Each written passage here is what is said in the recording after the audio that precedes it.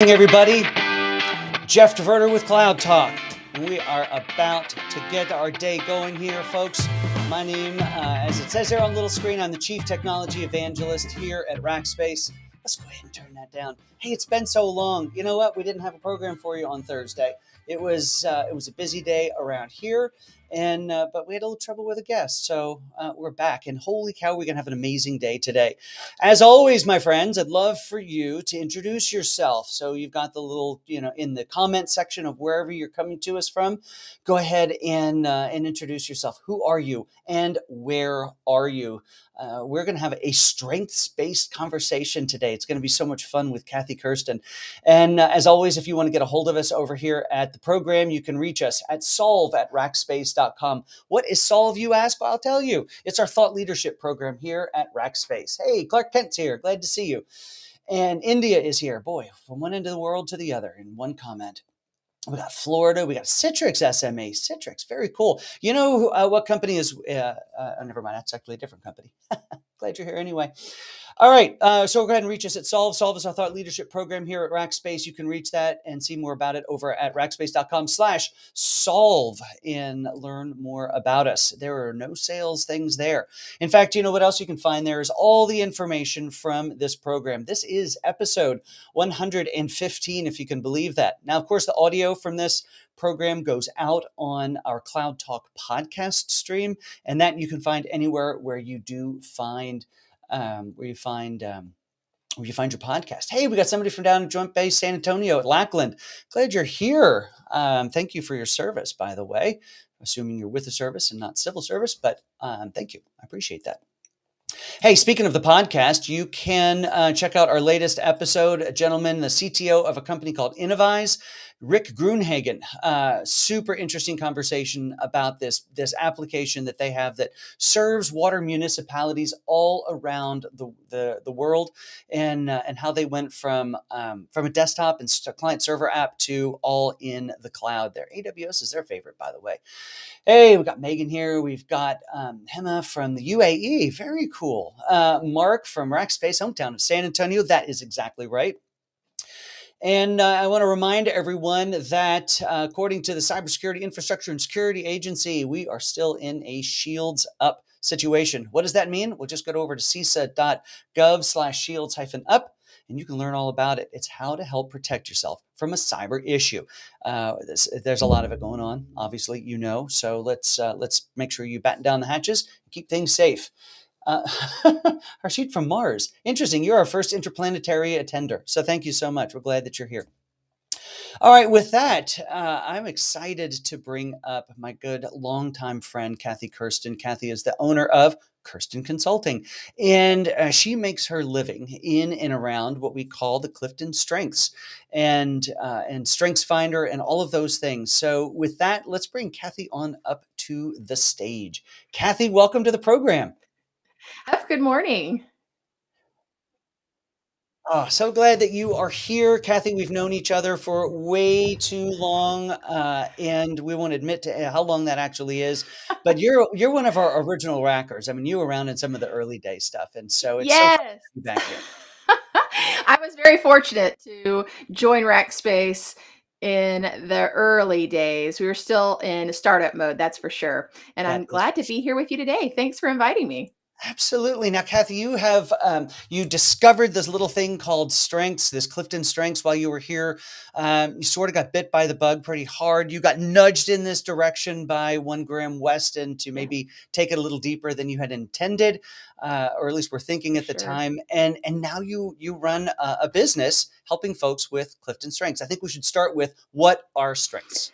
Absolutely. So one thing that we learned in the early days at Rackspace is that we were growing very quickly, and we needed to figure out how to understand people's talents and put them in roles which they would be successful. So that's what was kind of the problem statement of starting out at Rackspace with StrengthsFinder. And what StrengthsFinder is an assessment to help you identify, understand, and harness your talents or your strengths. And so the Gallup organization did 50 years worth of positive psychology research, and they came up with over 350 Mm. different themes of talent about what makes people great, what makes people feel strong.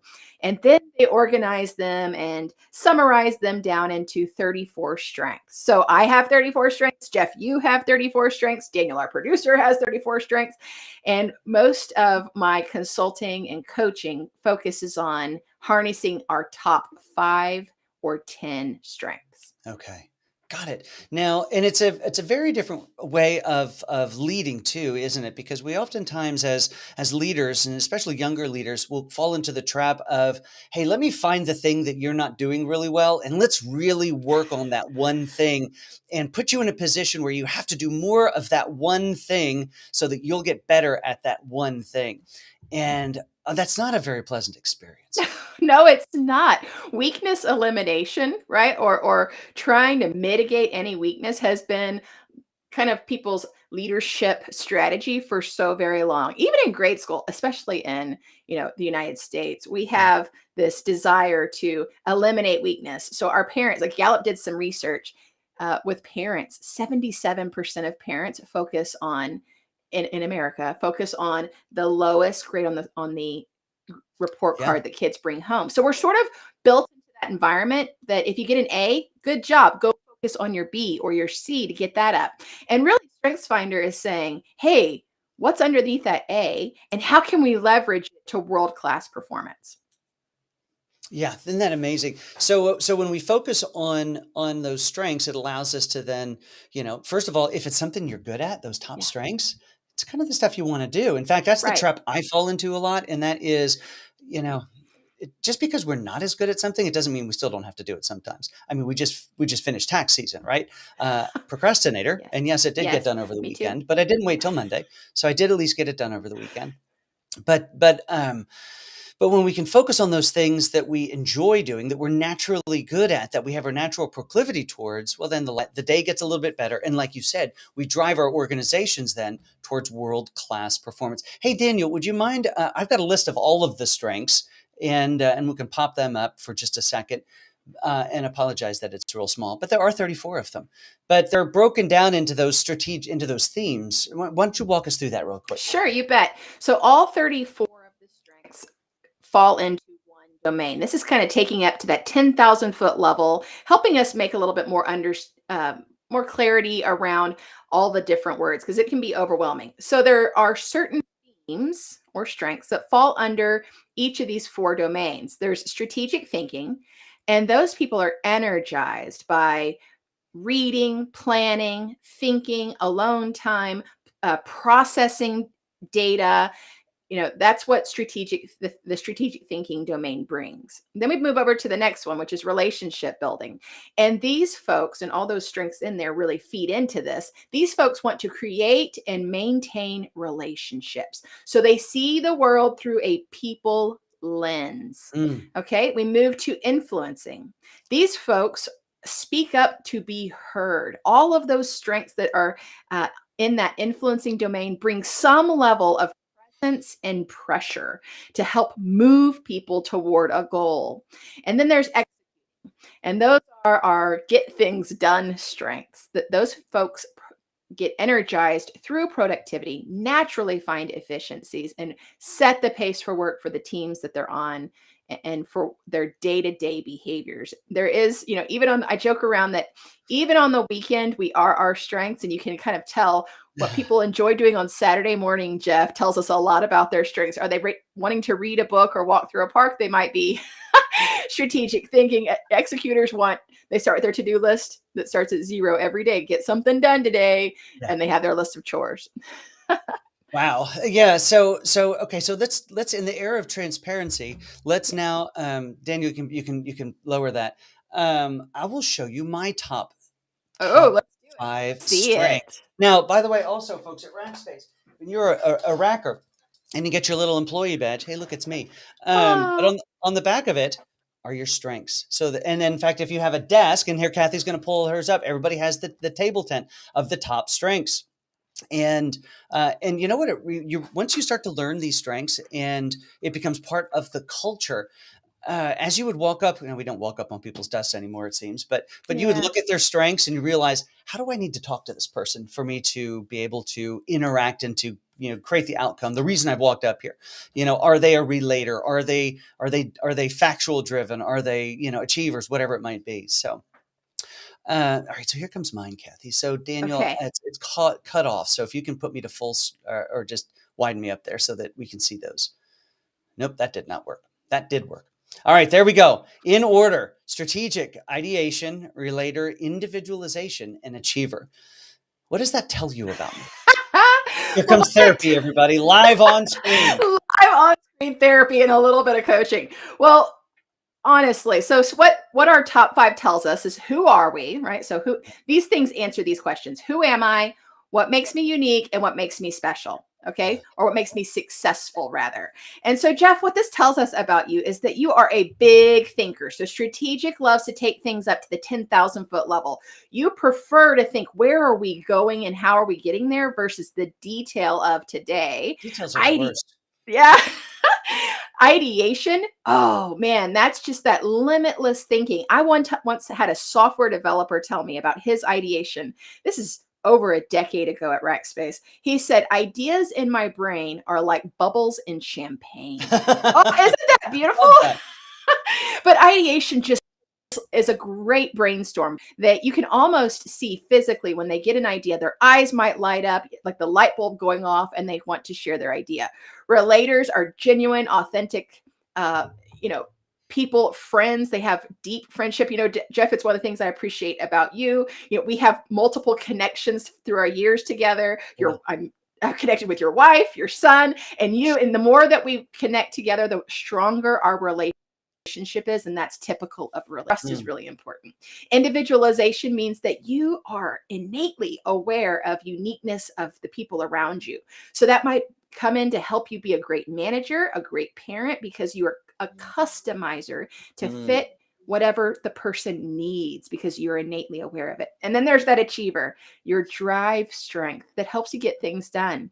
Do you like to keep checklists, Jeff? I do keep lists, yes, and not to the Okay. point that my wife does. I think achiever is her, Her number one. absolute top one. Yes, absolutely. But you have that whisper of discontent that Mhm. something needs to get done today, and that's your achiever, that intrinsic motivation to produce. That's Yeah. achiever. And so that it's funny that you say, your strengths manifest themselves even on the weekends. And what I find is when I take a period of time off, usually I find this over the holidays in December or sometime, when I'm left alone for a couple of 3-4 days, the lists begin, the projects begin. I mean, I'm not talking about I'm going to go mow the yard project. I'm talking I'm going to go put in a Oh, 500 square foot garden somewhere, um, in a couple of days. so typical of someone with your strategic ideation, because you love newness. I mean, and Oh yeah. is that what brought you into technology activity piece, that draws you in and doing something new for the first time? It's never the same. You could take the same box of Legos and build something completely new every single day. And God bless these tech companies; they keep putting new bricks in the box. That's right. That's right. They do. All right, so let's turn that off for a second. So, Kathy, we were talking before. I invited you here back in March, and we just didn't get schedules to align. You're a very busy person, which is great. And because you're so good at what you do, Yeah, but this thank wasn't you. the month when we were talking about women in tech a whole lot. And so maybe what we can do for just a few seconds here, while strengths apply to every human, let's talk about how maybe specifically women can understand their strengths, harness their strengths to understand themselves better, to be able to apply themselves and achieve more in their chosen careers. Thank you for asking this question. And I wish I could have joined you in March to be a part of the momentum of women's history. I just love that we are thinking about this from this way. While what I'm about to say applies to both sexes, what Mhm. I love to coach women specifically in tech around is owning their contribution. right? Mm. So we have job descriptions that tell us the technical aspects. And many times our skills and our knowledge come into that, but we all bring special talent to the role. So owning your contribution means getting a thorough understanding of what you contribute from the talent piece, what your strengths help you realize. I work with a head of product. She's an engineer by trade, and she's got tons of strategic thinking strengths. And even early on in her career, she aimed to be she wanted to be on the C-suite team, Yeah. but she didn't have the background yet to get there. But she did her time. But at the same time, she got involved in strategic conversations any chance she got. And Mm. I think that's an important uh, element in our careers, and building a career that's worthwhile to us and fulfilling and energizing for us, is to understand our talent role, not necessarily to wait until all of the skills and experience match up, but try to find your perfect fit to help your talents live out at work. I have Maximizer in my strengths. Working in a tech company, I loved the fact that I could help go make good great. And I was less interested in working on things that were taking something that was broken and making it work again. And Isn't so that interesting? yeah. Oh, tell me why. Well, I just find that fascinating because a lot of people like to be fixers, but you're a refiner. I was swimming in people with restorative, tech system administrators, network security people. They love poking holes and finding ways to fill or solve a problem. And that wasn't my jam. My jam was taking something that was pretty good and Yeah. making it world class. And that was where I wanted to lay my interest and my energy into. So knowing those things and owning your contribution from the talent aspect is super important. I think what sets you apart. And once you can realize, wow, this is who I am and this is what I do best, Yeah. then I can volunteer my best. And it's also okay that if the people around me have similar strengths or maybe totally contrasting strengths, and we become complementary partners. And it's less likely to say, oh, we all have to be the same. This is the way that you are the star player. You get to be the star player by standing and harnessing your strengths. Oh, I feel like we should pull the plug on the program right now. That was a great quote to go out on, but I don't want to end it here because I want to take it sort of to that next level. So the advice you give, and that is owning your contribution, is golden. I love it so much. But very oftentimes, not only is it smart to go in and coach individuals around their strengths, but teams. And you just sort of touched on that. But let's talk about the team dynamic for a second and why it's important to maybe sometimes step back and understand the individual strengths of the team. Absolutely. So some of the components that happen on a team is that we have to stay connected. We got to communicate, we got to collaborate, and we need to celebrate. Those are the aspects around a team. And one thing that we learned very early on at Rackspace was that everyone wants to be a valued member of a winning team on an inspiring mission. A valued member means that I am appreciated for what I bring to the table. My Yeah. strengths, my skills, my experience, all of it goes together. And when we are on teams, Graham Weston told me once that many times in our lives we'll have golden moments on teams where everyone is firing on all cylinders, and we understand where my job ends and your job begins. And sometimes we absolutely overlap, but we need to be interdependent. What we see, Jeff, when we have strength-based teams is increased communication and decreased conflict. And that just Mm. makes a much faster, more productive team. So we'll see Yeah. productivity and profitability increase. And the reason for that is that strengths-based teams understand this common language of strengths. It helps us untangle some friction that might be happening because we have strengths that are colliding or strengths that might be creating friction with each other. But it also, like you said, helps you communicate in the way that fits the other person's ears, right? So Yeah. if when we know each other's strengths, we can talk about them from the lens that of their strength set. Like for instance, I might, playing on your strengths right away, I Uh, would know immediately when I come in to talk to you, I'm going to ask you something personal because if you're a relator, how was your weekend? Then I might mm. follow it up and say, tell me your ideas around X, Y, and Z. And I want to get you talking about your ideas because that's where I'm going to get the best out of you. Then the strategic piece would say, I'd pull on that and say, okay, Jeff, tell me which way to get to my end destination is the most clear. What path do you see clearest to getting to my destination or my goal? or whatever we're trying to do together. And it plays to your strengths while also I'm getting my needs met of the information out of you. Does that make sense? Totally makes sense. Totally makes sense. Now, okay, so think about the opposite of whatever mine are.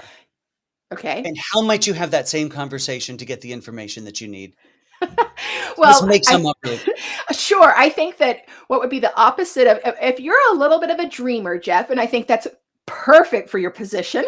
Yeah, To be a dreamer and fascinated with the frontier of technology. I think yeah. a person opposite of you would be more interested in what can we do today? What is right in front of Mm, us? What priorities exist today? And how can I get those done immediately or with a sense of urgency? And so we would talk to that person about what does winning look like today?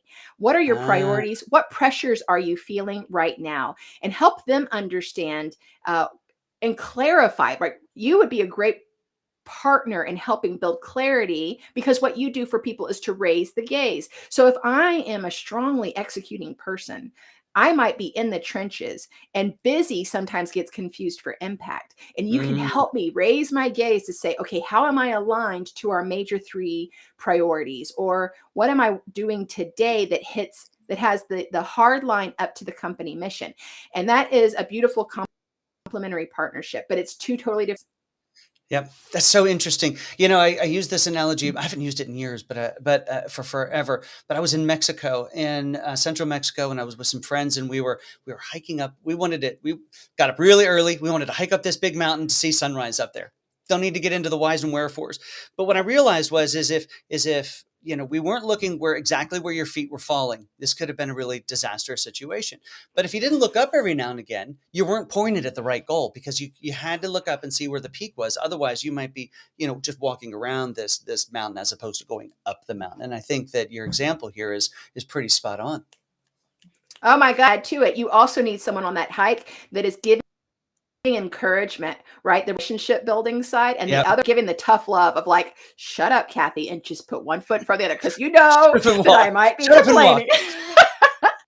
That's so funny. Yeah. That's so good. Kathy, this has been amazing. How can people get a hold of you and your business if they want to Oh, engage more with you in around what you do? absolutely. Well, thank you so much for having me share that information. KathyKersten.com is there's a contact form. You can reach out to me. I love working with teams. 95% of my business is helping teams make sense of strengths. I do a little Mm. bit of executive coaching, but my jam is working with teams.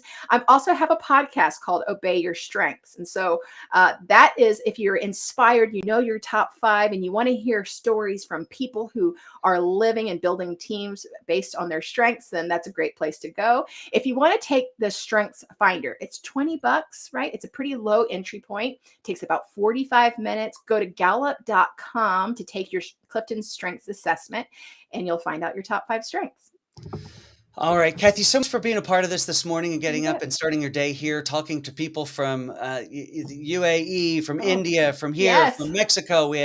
They're all over the place. So Impressive audience, Jeff. Way I to know. go. Well, they're a smart group. They come along to educate me, is what it really is all about. We had Philip Wyatt here. He hadn't been around in a while. Gert's been chiming in. Thanks so much for that, Gert. Says his manager was able to pull my team strengths together on a chart, and then I figure out how we can help each other in different situations. Putting it down on paper and seeing it all together helped us out so much. What a great idea. All right. Well, Kathy, again, I'm going to let you go backstage. We got a few more things to cover out here before our 9 o'clock meetings. And have an amazing day, Kathy. Thank you so Thank you, much. Jeff. Y'all have a great afternoon. You too. All right, team.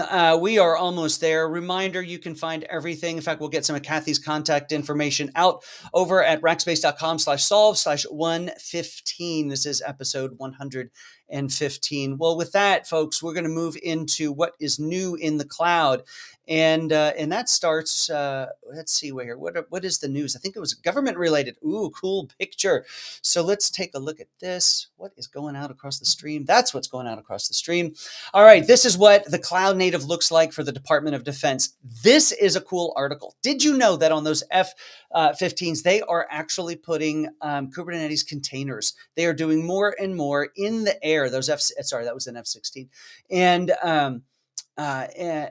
inside of the of the air. So they were actually challenged to get more and more cloud native in all of these different areas, whether it was on a jet or on a boat.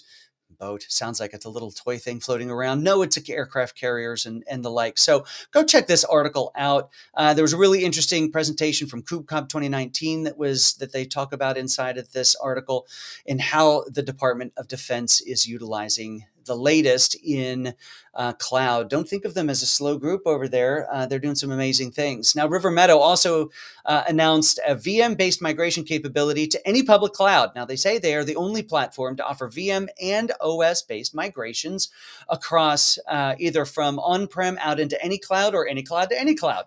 So pretty cool offering from them. You might go check them out. I'd be interested how they really compare and stack up. I was going to do this yesterday, but I didn't. Against Cloudemize, big fan of Cloudemize, and some other really amazing tooling out there. But it's great to see more and more capabilities to allow us to be able to do this sort of thing as much as we would need to. All right, with that, let's talk about cloud releases. And we start with a release from AWS, of course, and the Amazon Kinesis Data Firehose now can deliver to CoreLogix. So more and more data points can be pulled into Kinesis or come from Kinesis. So cool stuff. So over at Azure, moving a little faster because I went long with my Kathy conversation. What a great conversation that was. All right, is in development. This is really cool. Azure Media Services, low latency live streaming. You know, when we get into streaming, latency is one of those things that can actually be really, really incredible as a detractor, or one of those things that just impresses you beyond belief. So go check out what's going on over in Azure. In fact, I was reading an article yesterday about how somebody was saying, hey, latency is the whole reason. If you got a low latency app, you can't go to the cloud. I would beg to differ. I think it gets back to architecture. So I wagged my finger in the direction of the person who wrote that article. I didn't post it because I didn't want to be mean. All right, next is Google Cloud. What's new from Google Cloud is cloud data loss prevention now is a part of the profiler for BigQuery, and it is now generally available. So GA. The profile is a fully managed service that continuously scans data across your entire organization. To give you better awareness of the data that you have, specifically visibility into where sensitive data is stored in potentially precarious locations. So cool product added to BigQuery. Guys, reminder that you can find all this stuff out over at rackspace.com/solve/115. Well, let's take it. Somebody was asking about a job, remote job. Have I got a remote job for you? Because this is the Rackspace job of the day. So with that, we're looking for an Azure Cloud Engineer. Now, as an Azure Cloud Engineer, this is a key element of the Rackspace support infrastructure, and you're expected to help provide a high level of technical support, both from on the phone as well as through tickets, as well as just proactively as you help to work on these customer environments inside of Azure. So if you're smart in Azure and you love working and you want a new job and you think that Rackspace is the coolest place in the world, which it is, and you get to come work with people like me and Daniel and Megan and Julia, all the cool kids, well, come on over. In fact, if you go over to rackspace.com/solve/115, you can find a link to that very job and be able to apply for it if you're super smart in Azure. As a reminder, mentioned this earlier, the audio from this will be out inside of the Cloud Talk audio stream, the podcast stream. So go ahead and subscribe to that. I would love it if you would subscribe to that. Maybe give us one of those reviews, 5-star or my favorite, and so list us up there. So with that, guys, that is bringing us towards the end of this program. But I want to tell you, we got a great program coming for you on Thursday. I actually have a corporate vice president over security from Microsoft coming. This is a brilliant woman, and you're really going to enjoy the conversation. So set your reminders for Thursday at 8:30 Central Time. 8:30 a.m. Central Time, we will be here. Now, huge thank you. Couldn't be done without the incredible folks over at App Dynamics. So we want to say a big thank you to them. If you are in the software game and who isn't these days, then observability should be your key play. And that is understanding from the user's experience all the way through those database calls and all points in between. App Dynamics has the tooling to help create a better user experience, lower costs, and help you just be better prepared to serve your customers through your software. So go check them out at App Dynamics. In fact, tomorrow we have Troy Partain. This is Take Two with Troy. We actually had an episode with him on last Wednesday to come in and talk about these tools. We had a problem with the LinkedIn, unfortunately, so it didn't go live on LinkedIn. So we're going to do it again tomorrow. So set your clocks for 12:15 Central Time to come. And listen to that conversation with App Dynamics. Everyone, I hope you have an amazing day. Didn't you just love getting to hear from Kathy? She is a brilliant woman. Go check her out at kathykersten.com or check out her podcast. Talk to you guys soon. Have a great day. And where's my music?